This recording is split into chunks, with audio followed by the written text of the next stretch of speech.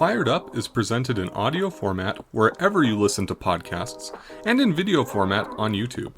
Wherever you tune in, please remember to rate and subscribe to the show. Thank you.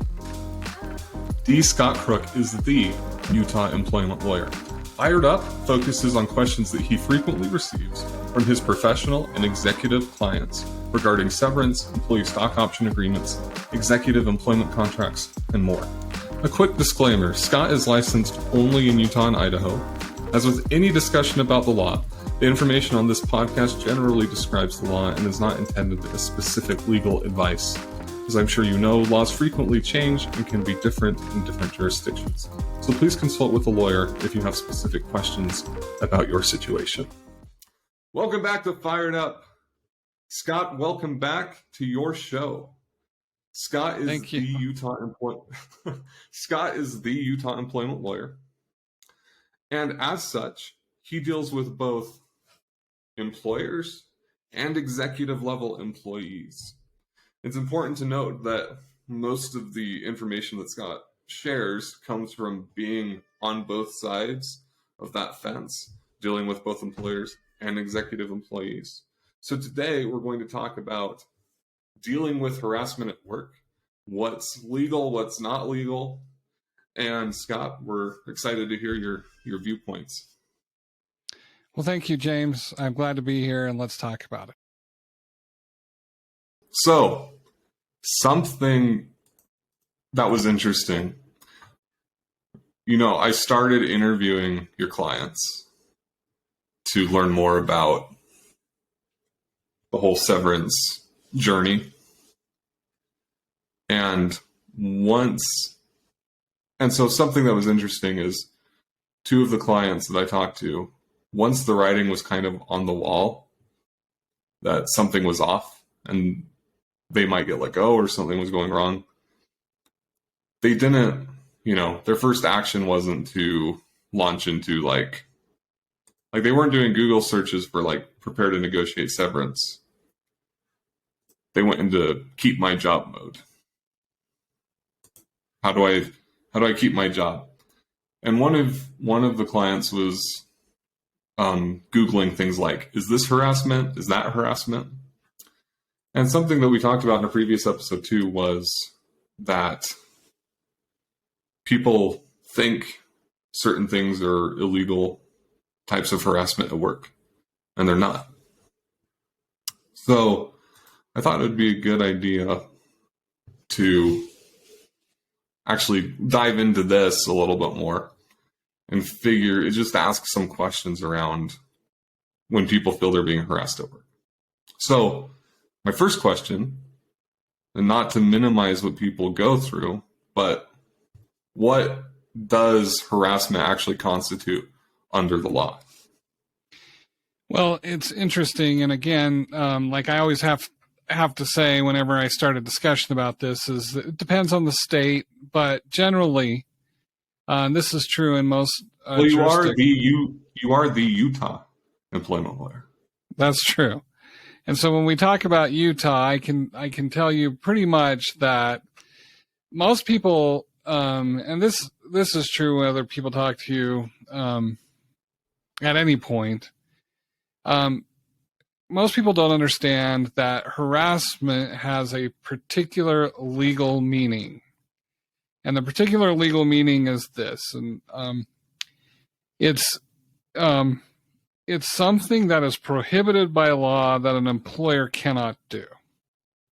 Okay, so with that background, with that sort of statement in mind, you have to look at the background of employment law. And employment law is based on the premise, at least in Utah and most states in the union, that we are in a free market economy, and that the best way to have bad actors eliminated from the market is to let the market take care of them. And how does the market take care of them? Well, if people hear that an employer is a bad employer, that it's not a pleasant place to work, people won't apply for jobs there.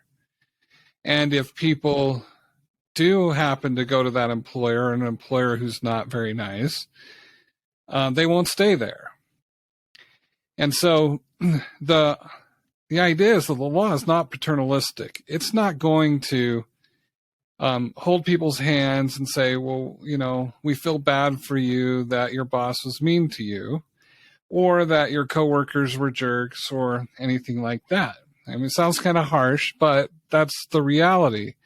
The idea is you can leave at any time. You don't necessarily have to be at your employment, because you can go and find somewhere else. So the only type of harassment that is illegal is harassment that derives out of some protection from the statute.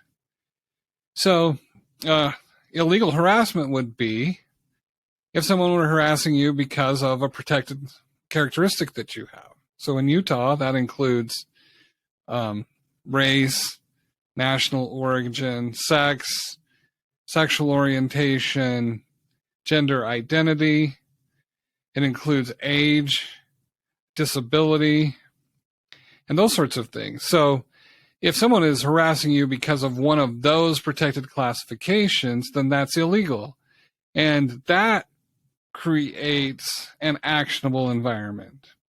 In other words, that's where you can go to the courts and say, hey, give me some relief.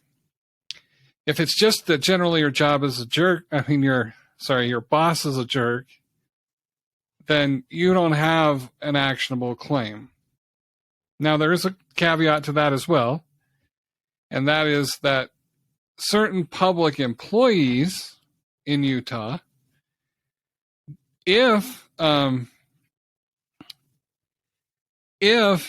you work for the state, and if your boss is so bad that you have significant psychological harm from the conduct of your boss, then you do have some protection that you wouldn't otherwise have. But that's because there's a specific state statute that was passed that gives you that protection. But otherwise, you don't have much protection from people who are quote unquote harassing you at work. Gotcha. Well, thank you. That's good to know. So if the harassment that someone is experiencing, or they say they're experiencing, does fall under one of those protected situations, what should they do? So for an employee who is experiencing protected or experiencing harassment for something that is protected by the statute, then the first thing you have to do is you have to go and look at your employment handbook or your personnel handbook or something. And because generally inside of that handbook, they'll have a reporting procedure for that type of harassment. Okay. And it'll tell you that you need to go for most of them will say, well, you've got to, first of all, go to your supervisor or to HR.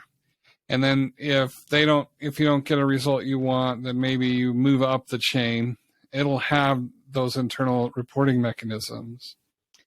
And the reason for that is the law will protect you, and it depends on what you're claiming you're being harassed for. But the law will protect you, but only after you've acted reasonably under the circumstances. And if there's a reporting procedure, then the law is going to say, the law says, well, you should use that reporting procedure before we're going to hang any liability on your employer. Because is it fair that if you had a reporting procedure and you didn't use it, is it fair to blame the employer for that? Now, there is a little bit of a caveat on that as well. If it's your supervisor, then the law treats your supervisor as your employer, and you don't necessarily have to follow the reporting mechanism in that circumstance, but it makes sense as a practical matter to follow it.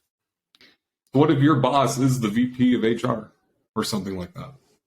Well, a lot of times, of course, the policies will have that built in. So, like if you are in the HR department and the normal reporting chain is to go to the HR, then a lot of times the policy will have within it a a mechanism by which you go to like for instance, if a smaller employer, to one of the owners, or to go to the CEO or something like that. And so you'll generally have those provisions. Of course, Gotcha. the next step is, I mean, you don't even have to, you should probably try to do something. But if you can't get relief because the person is high up in the company, then the next step is to go to whatever administrative agency there is and make a report there. So if it was a race-based discrimination or harassment of some sort, you might start with the EEOC, or in Utah, the Utah Anti-Discrimination and Labor Division. Okay.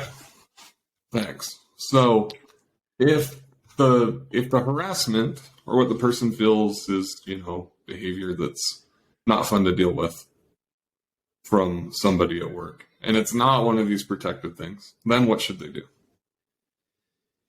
Well, generally, people don't like, people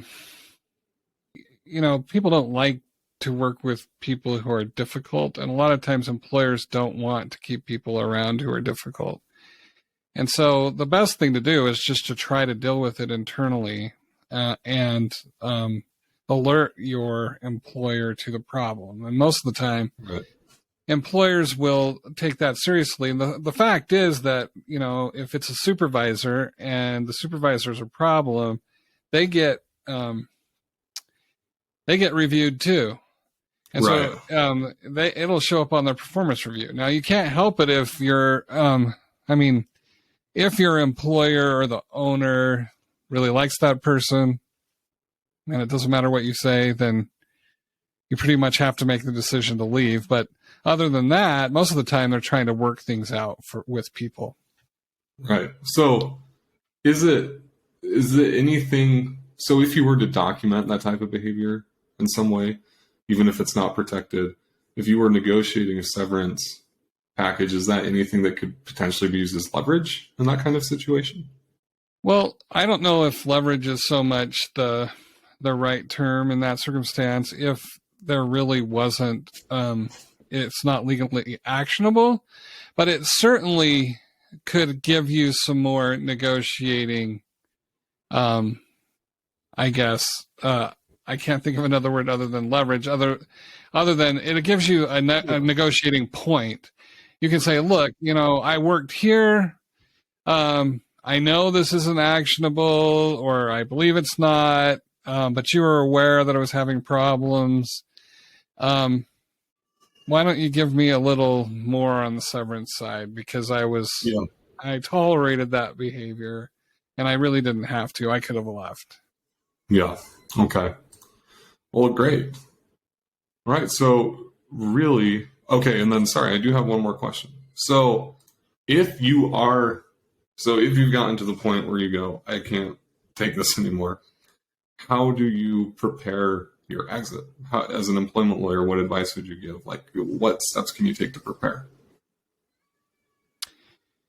Well, often if you're just at a point where you have to leave, and you're a valuable employee, some of the things that can help is just to go to your employer and explain, look, I have no bad feelings. I like working for you. However, I just can't continue to work in this way.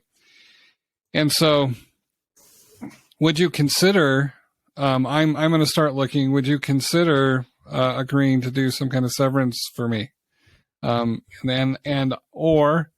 can I be put on some kind of alternative work schedule or a different alternative working chain while I'm looking for another job? That's one thing you could do. I don't know if it's just difficult to work somewhere. The best steps you can take are to prepare your resume. try to find somebody that can help you, and go and try and find another job. Don't do anything to harm your employer. Make sure that you review any post-employment restrictive covenants you have. For instance, if you have a valid non-competition agreement, you should not be trying to get work with a competitor where you know that the competitor will likely, or that your employer will likely want to file claims because you're working for them. Right. Okay. Great. Well, those are all my questions. Thank you, Scott. That's really helpful for a lot of people out there. All right. Thank you. A quick disclaimer, Scott is licensed only in Utah and Idaho. As with any discussion about the law, the information on this podcast generally describes the law and is not intended as specific legal advice. As I'm sure you know, laws frequently change and can be different in different jurisdictions. So please consult with a lawyer if you have specific questions. Fired Up is presented in audio format wherever you listen to podcasts and in video format on YouTube. Wherever you tune in, please remember to rate and subscribe to the show. Thank you.